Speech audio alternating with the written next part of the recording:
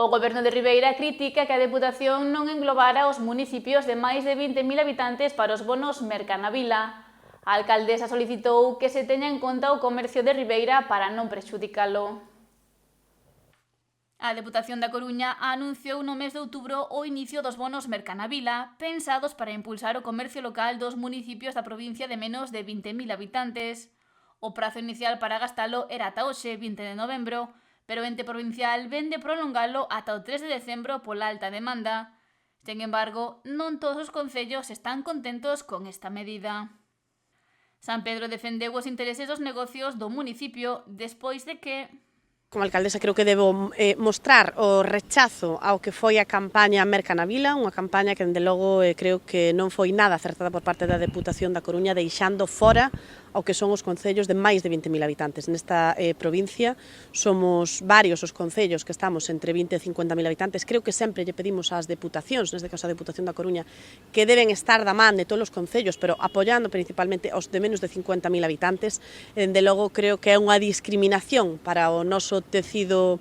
comercial, para os nosos comerciantes, e así o viviron ademais nas súas propias carnes, non? Como xente de Ribeira, pois si a mercar aos concellos veciños en detrimento do que era a baixada de ventas aquí nos primeiros fines de semana dese bono Mercanavila. Ribeira supera os 27.000 habitantes, polo que queda fora desta iniciativa da Deputación, xa que está destinada a municipios de menos de 20.000 habitantes.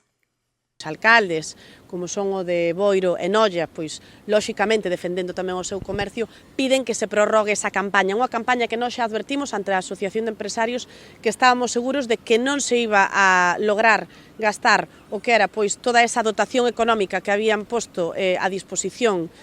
inicialmente e, polo tanto, ante esa prórroga que piden alcaldes da comarca, eu que quero insistir en que esa prórroga non me parece mal que exista, pero se existe esa prórroga debe ser contando con todos os concellos da nosa provincia. Polo tanto, eu o que non vou a deixar é de pelexar porque o comercio de Ribeira teña os mismos dereitos que o resto dos comercios desta comarca.